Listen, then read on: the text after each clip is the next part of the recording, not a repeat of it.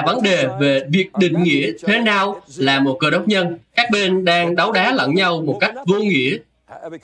Họ đang chiến đấu một cách vô nghĩa vì họ đang chiến đấu với định nghĩa thế nào là một cơ đốc nhân. Mọi người không biết tôi là ai. Chỉ có Đức Chúa Trời mới biết tôi là ai. Tôi không biết anh có là cơ đốc nhân hay không. Chỉ có Đức Chúa Trời mới biết anh là ai. Nên tôi không thể dán nhãn lên anh và nói, anh là một cơ đốc nhân. Chúng ta có thể tuyên bố mình là một cơ đốc nhân, nhưng bông trái của chúng ta mới thật sự cho chúng ta biết chúng ta là ai. Và bông trái của tôi, anh có thể biết tôi là ai à? Không phải bởi vì tôi nói tôi là một người giảng lời Chúa, hay là tôi nói rằng tôi là một cơ đốc nhân, thì tôi là một cơ đốc nhân. Nhưng bởi bông trái của tôi, mọi người sẽ biết tôi là ai. Chúng ta đang nói đến việc định nghĩa. Có những người tự xưng mình là cơ đốc nhân, nhưng lại không sống đúng với những lời của mình xưng nhận. Đây là bài học mà chúng ta không bao giờ được quên. Tôi nói trước đây rằng đó là câu hỏi được hỏi nhiều nhất trên thế giới. Tôi không biết tại sao mọi người lại hỏi cái câu hỏi như vậy. Nhưng trong số tất cả những câu hỏi mà tôi được hỏi, thì câu hỏi này được hỏi đến hàng trăm lần. Nó cho chúng ta thấy rằng điều đó tệ như thế nào và mọi người đang lo lắng như thế nào. Chúng ta cần phải thoát ra khỏi sự lo lắng đó. Tôi phải đưa anh chị em ra khỏi sự nghi ngờ đó. Tôi phải đưa anh chị em ra khỏi sự vô tín đó và đặt anh chị em trên nền tảng vững chắc của lời Chúa. Nên đó là vấn đề về định nghĩa.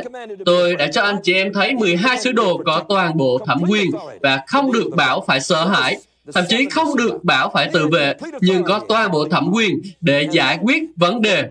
Sau đó, 70 môn đồ kế tiếp lại được sai đi với toàn bộ thẩm quyền và quyền năng. Sau đó là dành cho tất cả những người tin trong Mác chương số 16.